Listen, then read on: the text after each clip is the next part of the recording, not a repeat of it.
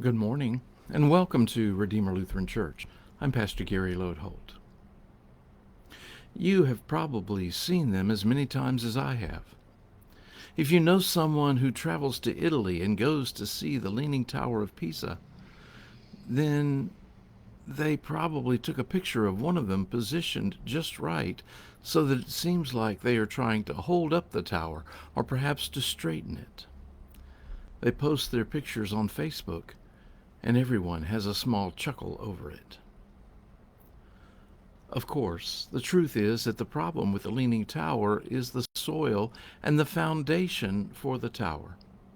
If they had gotten the foundation right, then the tower wouldn't lean.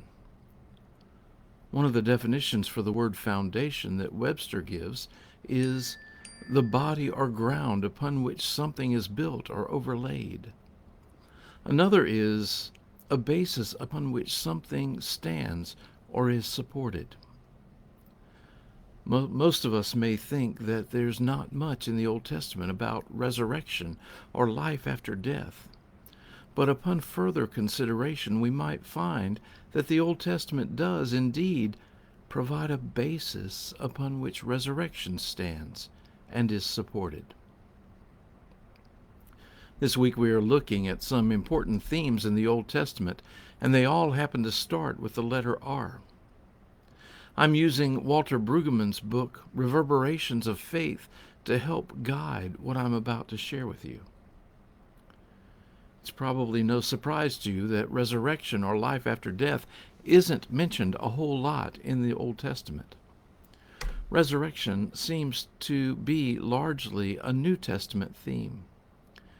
Nevertheless, the Old Testament does provide an understanding of God that opens the door and provides for the foundation for the idea of resurrection. Brueggemann points out that there are only 3 places in the Old Testament where life after death is explicitly mentioned.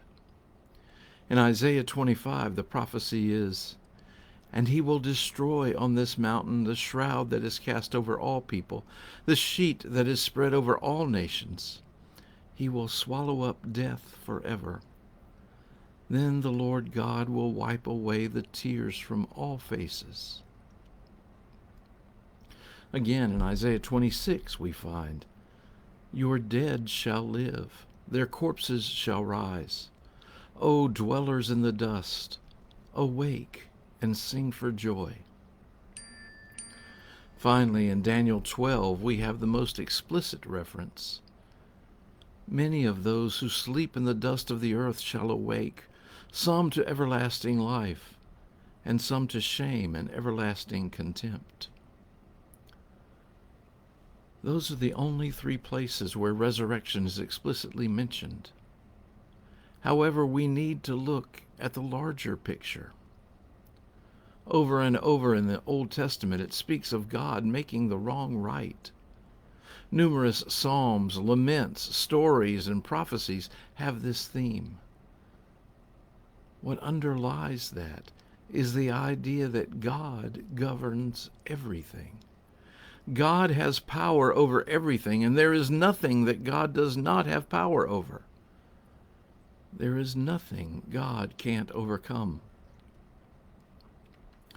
You know how life so often negates us, makes us seem like nothing, and emptiness is everywhere. Over and over, the Bible talks about God reversing that negation.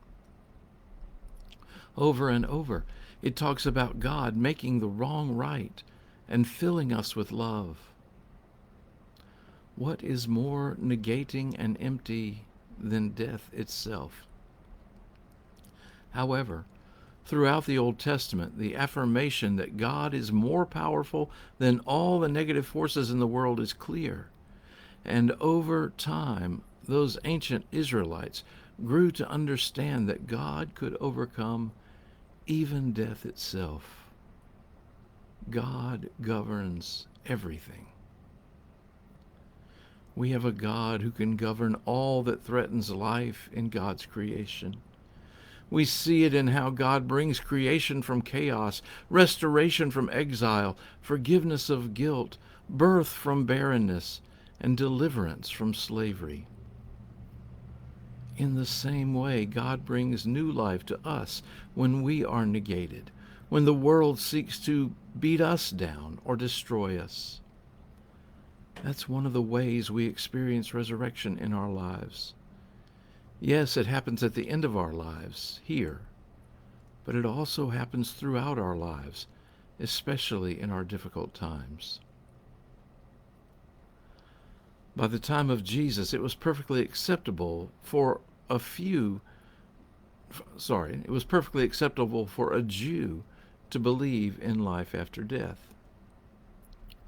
Indeed, it was a raging argument, as some did believe and others didn't.